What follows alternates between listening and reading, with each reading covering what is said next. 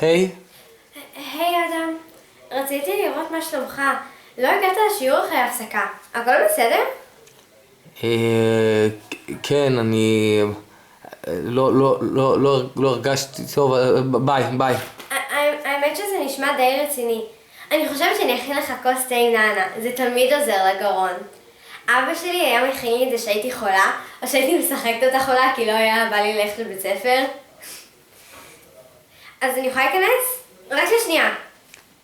לא, כאילו, כן, כן, בטח, ברור. הבאתי לך גם שיעורים במולדת. היה שיעור מה זה משעמם. ויאיר נתן בוחן פתע. למרות שאם זה בוחן פתע, אז אני לא מבינה למה הוא סיפר לנו את זה. אז, אדם, רציתי להגיד לי משהו לפני ההפסקה. עזבי, את לא תביני. האמת שאני מבינה אותך. אתה לא סומך עליי. אבל, אתה יודע, גם לי היה סוד, שלא סיפרתי לאף אחד. כי פחדתי שהם ילמדו את הסוד הזה, אז הם לא יאהבו אותי יותר.